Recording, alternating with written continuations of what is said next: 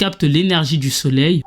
Elle capte le dioxyde de carbone, le CO2, l'air qu'on ne respire pas. Et elle libère du dioxygène, l'air qu'on respire. Et du sucre aussi. Ça peut être dans ces plantes qu'il y a du sucre. C'est pour ça que certains de tes fruits sont sucrés. Parce que bien le sucre sucré est une forme de sucre. Mais il y a plusieurs autres formes de sucre. Il y a le fructose, le lactose et j'en passe. Le glucose, ce sont des sucres. Donc en fonction du type de plante, il y a différents types de sucre. Mais on retient que la plante va prendre l'énergie du soleil et le CO2 et va nous donner du dioxygène et du sucre. Peu importe sa forme. Et pas seulement, car quand tu regardes en dessous, tu vois que la plante, du moins ses racines, vont prendre l'eau. Ou même quand tu arroses une plante, eh bien voilà, c'est ses racines qui prennent l'eau en général. Et donc avec l'eau, le CO2, l'énergie, la plante nous fournit dioxygène et sucre. Tiens, c'est bizarre. On avait déjà vu ce genre de truc, non? Énergie, CO2, H2O, dioxygène, sucre. Attends, tu vas mieux voir. Là, tu vois mieux. CO2, H2O, sucre, dioxygène. Tiens, mais par hasard, c'est pas la combustion à l'envers? Bah oui, la combustion, on avait vu que c'était du sucre, le comburant plus le combustible et que ça nous donnait de l'eau, du CO2 et de l'énergie. J'aurais dû rajouter énergie parce que l'énergie du soleil, du coup, j'aurais dû le rajouter. Mais donc on voit que c'est la réaction inverse. On part pas de là. Bah du coup nos réactifs dans la combustion qui sont là, eh bien dans la photosynthèse, on voit qu'ils sont sous forme, ce sont eux les produits. Et on nous dit également que la réaction est endothermique. Endothermique, c'est-à-dire qu'elle prend la chaleur, elle absorbe l'énergie. Absorption d'énergie, absorption de chaleur parce que la chaleur est une énergie. Oui, je sais, c'est trop, ça fait mal à la tête, mais oui, la chaleur est une forme d'énergie. Retiens ça quelque part.